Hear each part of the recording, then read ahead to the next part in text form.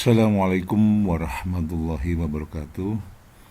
Salam sejahtera untuk kalian semua anakku, khususnya siswa kelas 10. Berjumpa kembali melalui video pembelajaran online yang kali ini membahas tentang masih trigonometri untuk pokok bahasan aturan sinus dan kosinus. Mudah-mudahan kalian tetap sehat bersama keluarga di rumah dan tetap bersemangat untuk aktivitas-aktivitas yang bermanfaat, khususnya belajar. Baik, ada beberapa hal yang penting di dalam pokok bahasan aturan sinus dan kosinus. Yang pertama adalah pada setiap segitiga sebarang itu ada garis yang disebut dengan garis tinggi, kemudian ada garis berat. Sebetulnya satu lagi anak-anak, pada segitiga sebarang sekali lagi. Jadi ini ada segitiga sebarang, jadi di sini tidak ada istilah siku-siku ya. Justru di sini bagaimana tentang nilai perbandingan trigonometri untuk segitiga yang bukan siku-siku ya. Yang selama ini kan kita selalu berbicara perbandingan trigonometri itu dengan segitiga siku-siku. Nah sekarang bagaimana kalau seandainya segitiganya adalah bukan siku-siku? Bagaimana menentukan panjang sisinya, bagaimana menentukan sudutnya, dan seterusnya dengan menggunakan aturan sinus dan kosinus. Baik, sekali lagi sebelum melanjutkan materi lebih jauh, yang perlu diingat sekali lagi adalah bahwa ada yang namanya garis tinggi, kemudian garis berat, sebetulnya satu lagi, tetapi di dalam aturan sinus kosinus memang tidak diperlukan, dan nanti yang diperlukan hanya yang sering dipakai adalah garis tinggi. Yang dimaksud garis tinggi adalah garis yang ditarik dari salah satu sudutnya, bisa A, B, C. Di sini diambil contoh dari sudut B. Nah, sebuah garis yang ditarik dari sudut B menuju sisi di depannya. Apabila garis BD ya, tegak lurus dengan sisi AC, maka garis BD ini disebut dengan garis tinggi. Jadi di sini yang penting tegak lurus, maka disebut dengan garis tinggi. Nah, kemudian apa bedanya dengan garis berat? Anda lihat, BE adalah garis berat yang diperoleh dengan cara menarik sebuah garis dari titik B, ditarik menuju sisi di depannya yaitu AC, tetapi tidak tegak lurus ya. Tapi di sini membagi sisi AC sama panjang. Jadi AE itu panjangnya sama dengan EC, maka BE disebut dengan garis berat. Sebetulnya ada satu lagi yang namanya garis bagi, apabila membagi sudutnya ini ya, sudut B yang dibelah ini jadi sama besar, itu namanya sudut bagi.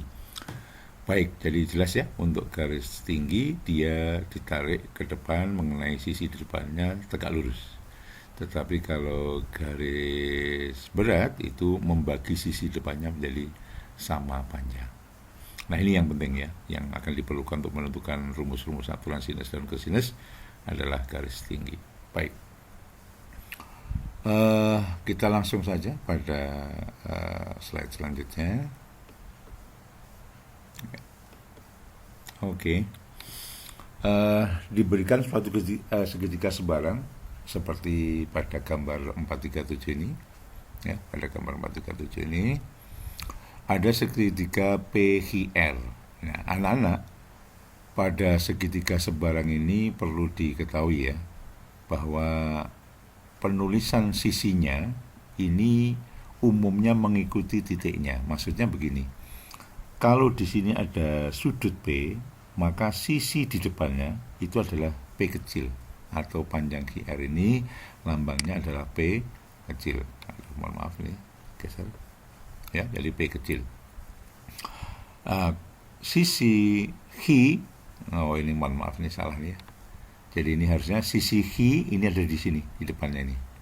Nah, kemudian sisi R, yaitu R kecil ya, sisi R, ini R kecil ya harusnya, mohon maaf ini salah nih, harusnya ini R kecil. kemudian ini B kecil, ini Hi kecil, ini terbalik ya, Hi-nya sebelah sini, R sebelah sini, dari bukunya ini terbalik.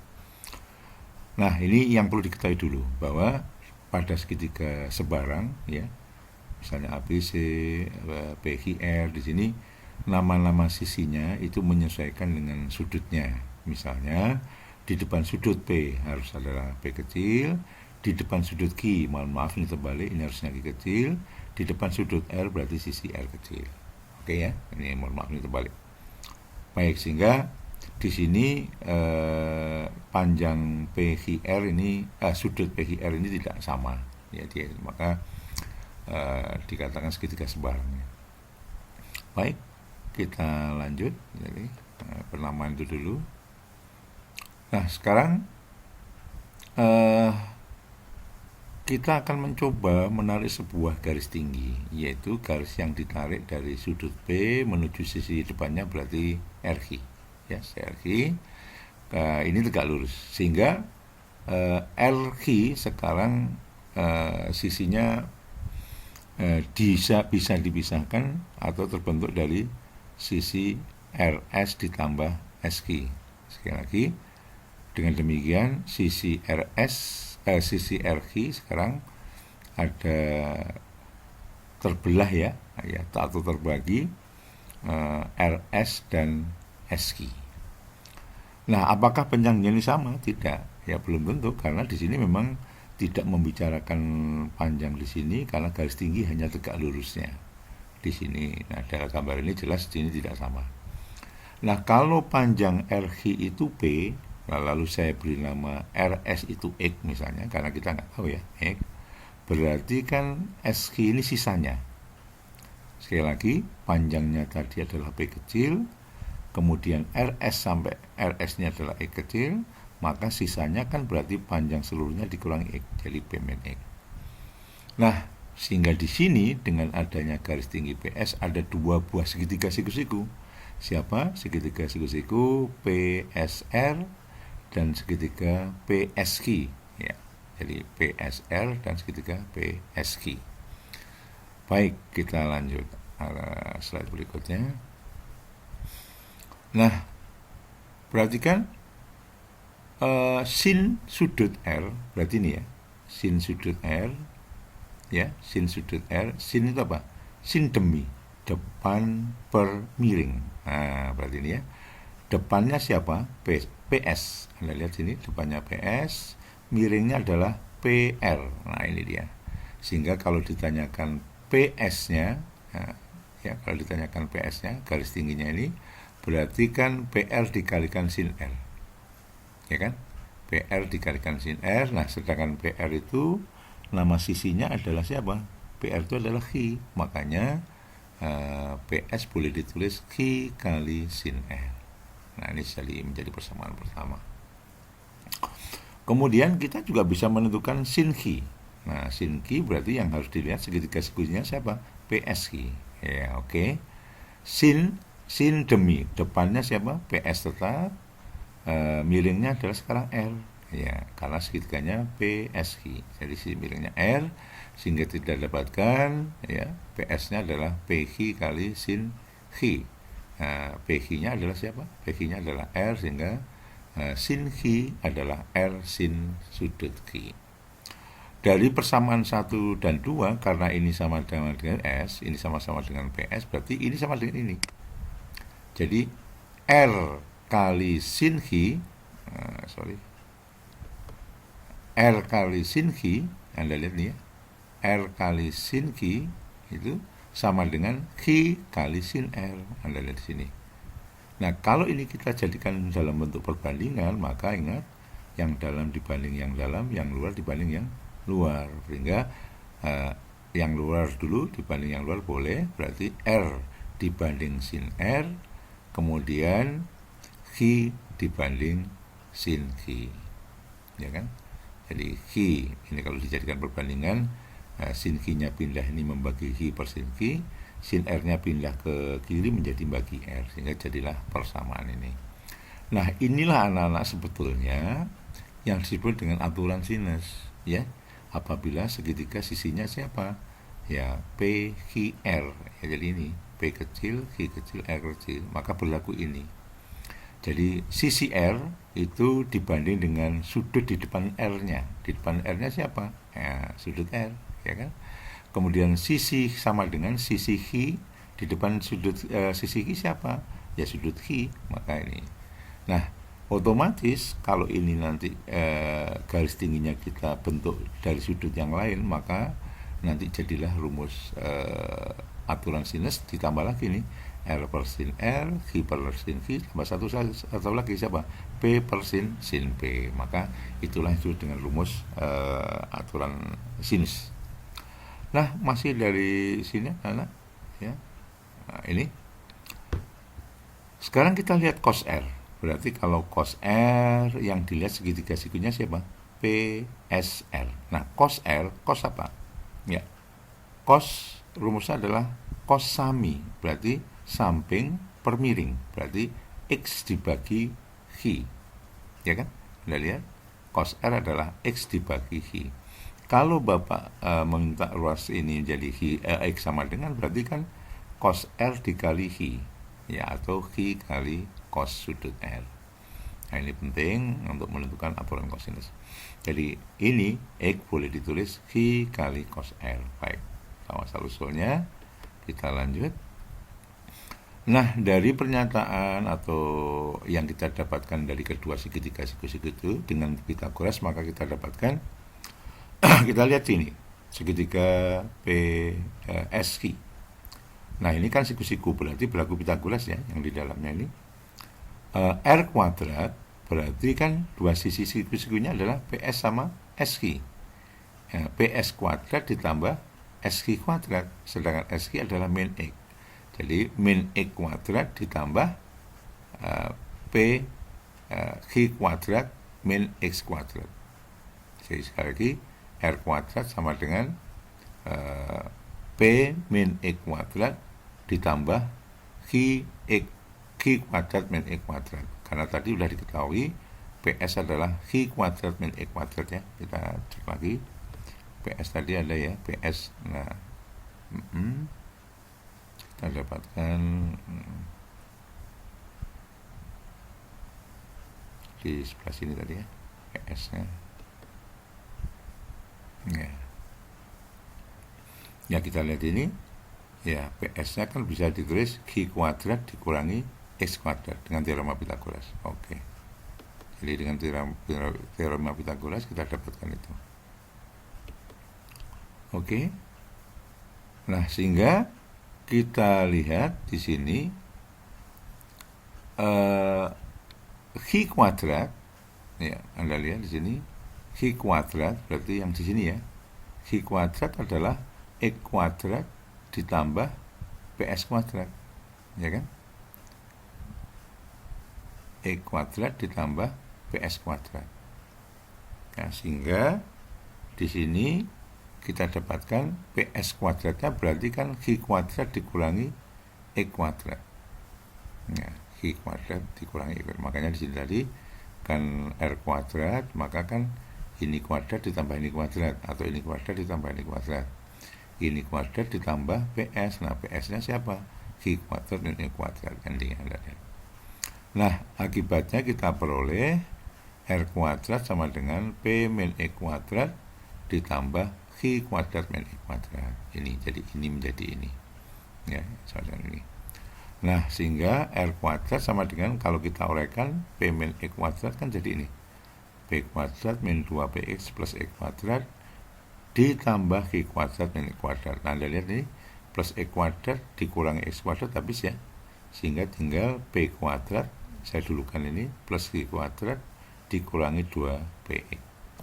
Nah, di slide sebelumnya, melalui cos sudut R, kita dapatkan X sama dengan Q cos sudut R. Di slide sebelumnya ya, X sama dengan Q cos sudut R. Nah, sekarang kita ganti X-nya ini, 2PX-nya kita ganti dengan siapa? Q cos R. Maka menjadi 2P Q cos sudut R. Nah, inilah ala-ala yang disebut dengan salah satu rumus dari aturan kosinus. Sama dengan merubah garis tingginya, maka nanti akan kita dapatkan pola rumus aturan kosinus yang lainnya. Oke, saya kira jelas ya. Mari kita lanjut slide berikutnya. Nah, kalau garis tinggi tadi kita rubah yang tadi dari titik P berubah ke R, maka akan kita dapatkan hubungan ini.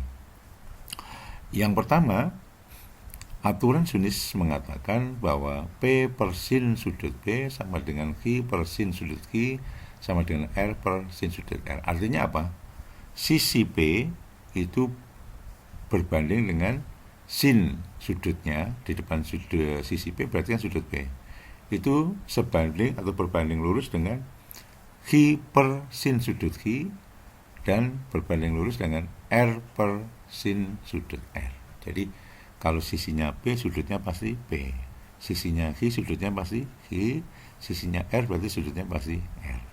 Nah, inilah yang disebut dengan aturan sinus. Nah, tadi kita dapatkan bahwa P kuadrat sama dengan Q kuadrat plus R kuadrat minus 2P. Yang tadi ini ya. Yang tadi ini, yang 3 dulu. R kuadrat sama dengan P kuadrat plus Q kuadrat minus 2PQ cos sudut R. Nah, Anda lihat polanya. Kalau di sini adalah R sama dengan, maka di sini adalah cos R.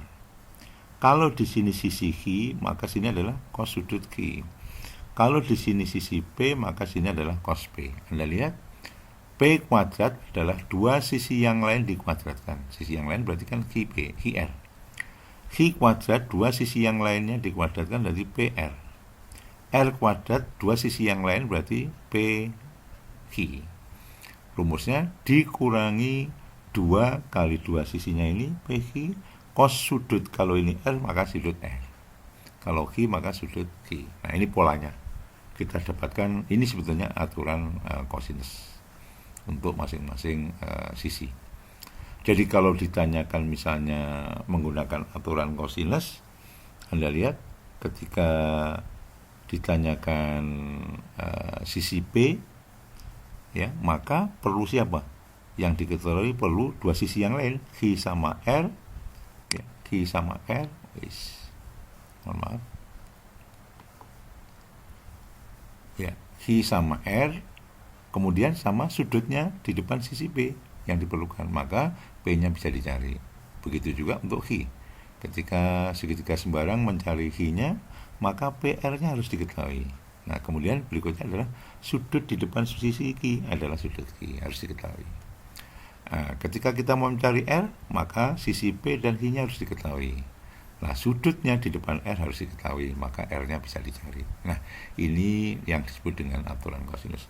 Nah, tidak menutup kemungkinan yang di sini yang ditanyakan adalah sudutnya. Ya kan? Kalau sudutnya ditanyakan kan tinggal pindah ini menjadi pembagi. Saya kira tidak sulit. Ya, langsung dari sini juga bisa untuk mendapatkan cos P, cos Q, dan cos R. Kalau dirubah jadi rumus ya seperti ini, tinggal menggeser-geser. Oke, saya kira dihafalkan sini saja udah nggak masalah. Cos P, Q, R-nya bisa dicari. Nah, inilah yang disebut dengan aturan kosinus. Satu hal yang menarik adalah Anda lihat di sini untuk soal yang berkaitan dengan aturan kosinus itu cirinya ini. Jadi cirinya nanti adalah kapan sebuah soal itu menggunakan aturan kosinus apabila yang diketahui itu adalah sisi sudut sisi. Anda lihat sisi sudut sisi.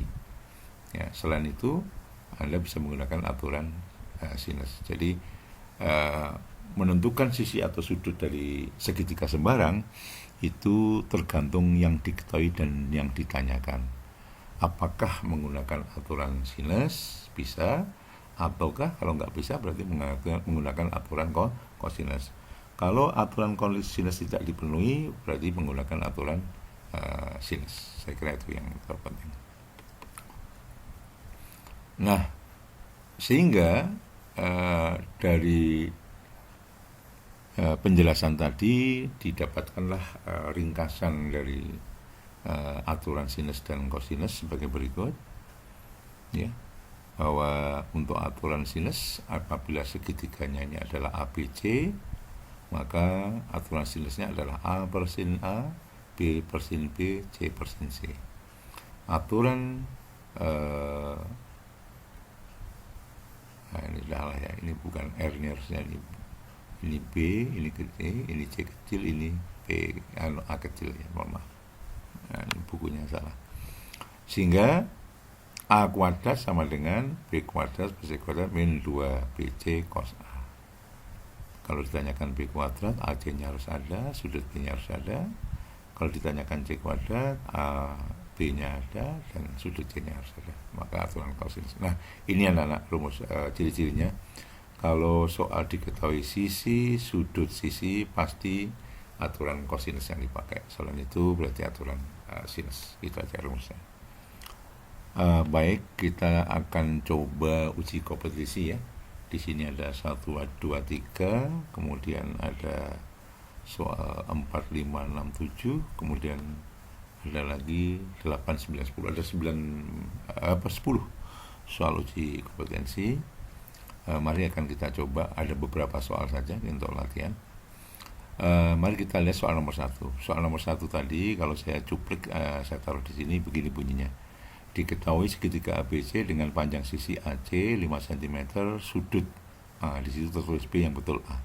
Sudut A-nya 30 dan sudut B-nya 45. Nah, ini soal-soal aturan sinus kosinus sebaiknya Anda buat sketsa gambarnya. Ya, nggak usah terlalu formal, intinya gambar segitiga sembarang di sini karena di sini memang tidak tahu apa istilahnya, yang penting sebarang saja. Nah, kemudian kita masukkan unsur-unsur yang diketahui. AC-nya 5, ini AC-nya 5. Kemudian sudut A-nya 30, ini sudut B-nya 45, yang ditanyakan BC. Nah, sekali sepakatan untuk aturan sinus kosinus, pemberian nama sisi itu biasanya yang paling mudah adalah menggunakan sudutnya, ya, berdasarkan sudutnya. Anda lihat sini. Di depan sudut A harus A kecil, di depan sudut B sebaiknya B kecil sisinya, di depan sudut C namanya sisi C kecil. Sehingga, nah sekarang soal ini yang ditanyakan BC atau sisi A. Nah sekarang yang jadi masalah, ini pakai apa? Aturan sinus atau aturan kosinus. Nah Anda lihat, ciri-ciri kalau kita seandainya mau menggunakan aturan kosinus harus sisi, sudut, sisi. Anda lihat, 5, 30 sisi, ini nggak diketahui, nggak mungkin, ya kan? Jadi kalau mau mencari A, ini harus diketahui siapa dengan aturan kosinus, ya. Dengan aturan kosinus harus sisi, sudut, sisi. Ini oke, sudutnya oke, ini nggak ada. Maka mencari A-nya nggak mungkin dengan aturan kosinus. Nah sekarang kita coba aturan sinus. Kalau di sini, ya, oke. Kalau di sini misalnya A, kalau aturan sinus berarti saya bandingkan dengan sin A. Maka ya, ini yang ditanyakan, ini ada, sama dengan satu pasang lagi. Yang kedua-duanya harus diketahui, baik sisinya maupun sudutnya. Nah, maka kita lihat, yang pas adalah B per sin B. Kenapa nggak pakai C per sin C? Nah, ini C-nya nggak diketahui, sudut C-nya juga nggak diketahui. Kalau toh diketahui ini nggak bisa, karena C-nya ini oke, bisa dicari dengan 180 kurang 30 kurang 45 ya, tapi ini nggak ada. Maka kita harus menggunakan pasangan yang ini, B per sin B, bukan A per sin A. Oke. Nah, kalau A yang ditanyakan berarti yang lainnya harus ada, harus diketahui. B-nya ada, sin A-nya ada, sin B-nya ada, maka kita masukkan. Siap untuk mencari A.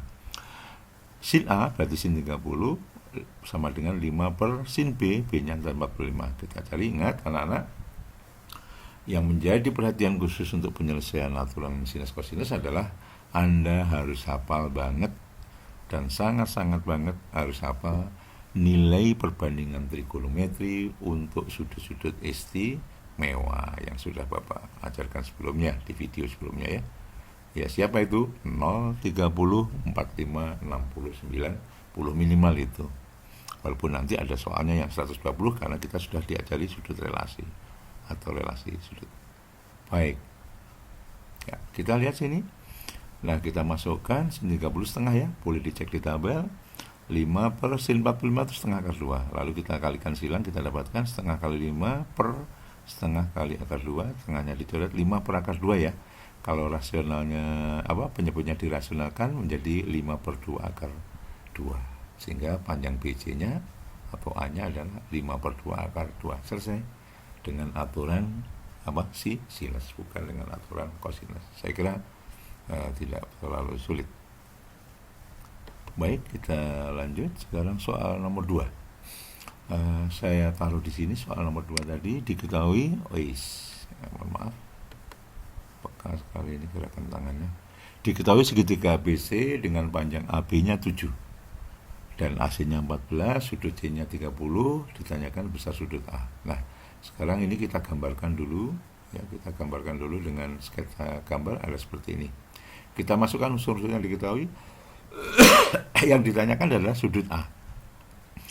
Anak-anak, kalau kita mau mencari sudut A, andai kata menggunakan aturan kosinus harus sisi sudut sisi, ya kan? Sisi sudut sisi. Misalkan aturan kosinus ya.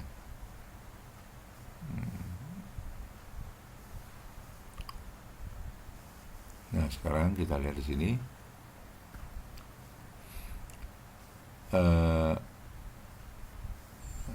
Oke.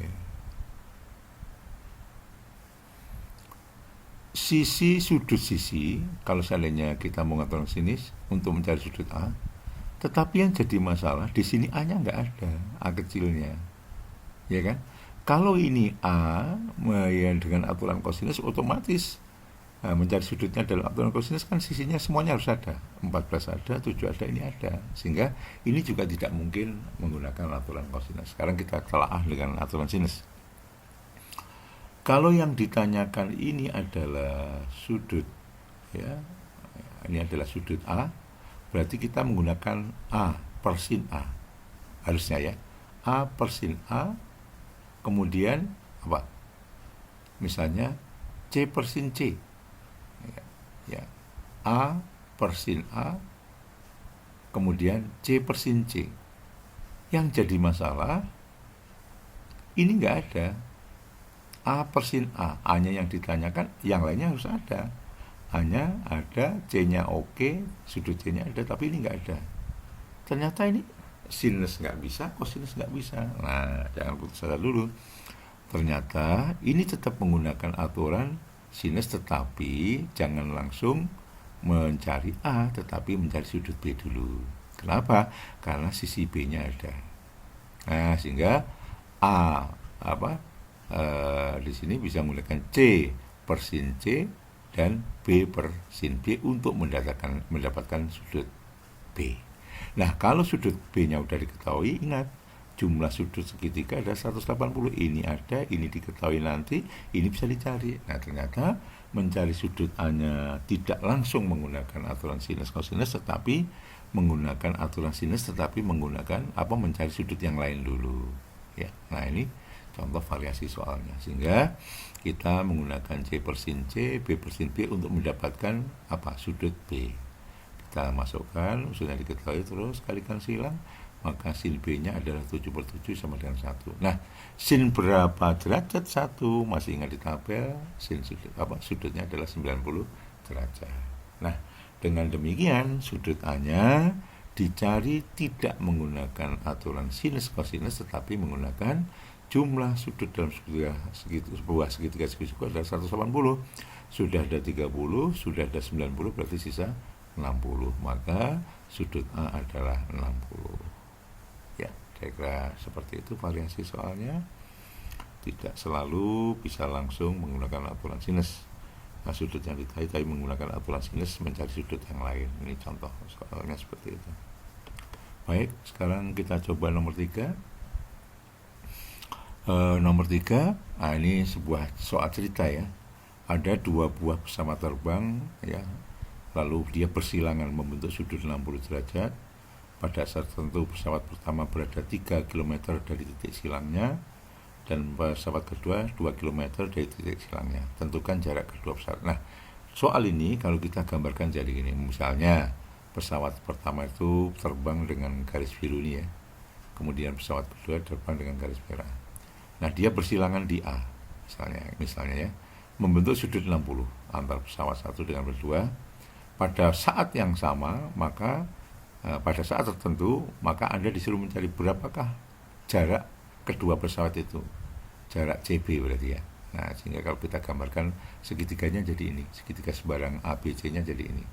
Nah, kalau saya umpamakan di sini, ingat tadi pesawat pertama 3 kilo dari A, titik silang ya. Pesawat kedua 2 kilo dari titik A. Sehingga yang ditanyakan tidak lain adalah CB dari segitiga ABC ini. Nah, kita lihat sekarang. Nah, ini dia. Nah, ini nampak aturan kosinus ya. Jadi sudut sisi, maka sisi depannya bisa dicari dengan aturan kosinus. Yaitu Anda lihat sisi, sudut sisi. Maka langsung aja. Kalau ini A yang kita sudutnya berarti A kecil yang ditanyakan. A kuadrat sama dengan B kuadrat ditambah C kuadrat min 2BC cos A. Masukkan 2, 3, masukkan min 2 BC 2 kali 3 cos 60 setengah, kemudian 2 kali 2 kali 3 cos 60 setengah, berarti berapa? 6 ya. 13 kali 6 7, A-nya adalah akar 7. Selesai. Anak-anak, saya kira memahami cerita dirubah dalam konsep matematikanya menjadi penting. Baik, kita lanjut. Langsung aja sekarang coba soal variasi berikutnya. Ya, soal nomor 8. Nah, ini ada segitiga BC, panjang AC sama dengan BC 6, sudutnya adalah 120, tentukan luas ya, luas segitiga. Pada prinsipnya luas segitiga itu kan setengah alas kali tinggi, tetapi yang jadi masalah tingginya kan belum diketahui, karena segitiganya sembarang. Nah, mari kita masukkan unsur-unsur yang diketahui. AC 6, ya, BC-nya 6 kita masukkan. Terus sudut C-nya 120 begini ya. Nah, Anda lihat di sini. Kalau ingin mencari luas, berarti kan harus setengah alas. Ini saya tarik garis tingginya. Garis tingginya saya ambil di sini adalah CD misalnya. Ini ya. Berarti rumus segitiganya kan setengah alas kali tinggi. Nah, alasnya belum ada, tingginya belum ada. Nah, mari kita analisis soalnya. Ketika dikatakan kedua sisi sama, berarti segitiga soal ini jelas segitiganya apa? Segitiga sama kaki. Karena AC sama dengan BC. Ya, Anda lihat di sini. AC sama dengan BC 6 dan 6. Berarti ini segitiga sama kaki. Kalau sudutnya ini 120, sisa sudutnya harus dibagi 2 dengan sama.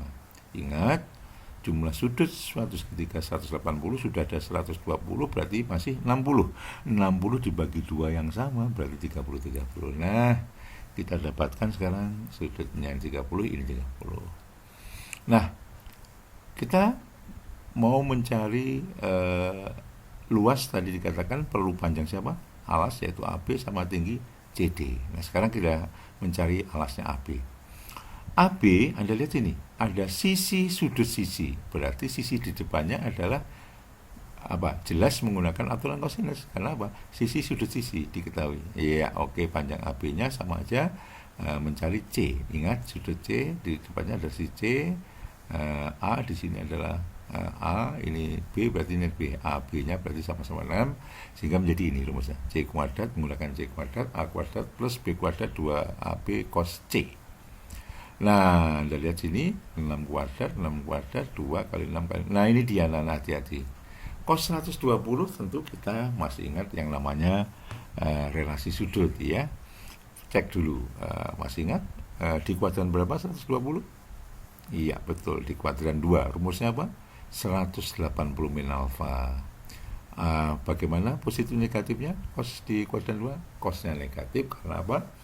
Cos dan tangannya negatif, karena yang positif di kuadran 2 hanya sinnya. Nah, sehingga cos 120 kita rubah menjadi sudut relasi. 180 dikurangi berapa? 120 berarti 60. Ya kan? Jadi cos 120 itu sama dengan min cos 60. Nah, cos 60 setengah dikalikan min menjadi min setengah. Ini mohon maaf nih Bapak langsung ya. Kalian sudah harus tahu mencari sudut relasi yang kemarin udah di video sebelumnya. Nah, ini. Jadi min setengah sekali lagi berasal dari min cos 60. Ya, ini dirubah menjadi sudut relasi di kuadran 2. Nah, sehingga min setengah, ini 6, 36, 6 kuadrat 36, 6 kali 6 kali 2, 72, dikalikan min setengah, min kali min plus, 17 dibagi 2 setengah, jadi 36, jadi 108, C-nya adalah akar 108. Akar 108 itu bisa dirubah menjadi akar 36 kali 3, supaya bisa dikeluarkan. Akar 36 adalah 6, sehingga di dalam akar tinggal 3. Nah, oke, alasnya udah ketemu 6 akar 3. Nah, sekarang tingginya. Tingginya kita manfaatkan salah satu ini, segitiga ini. Ya, boleh yang sini, boleh ini sama ya.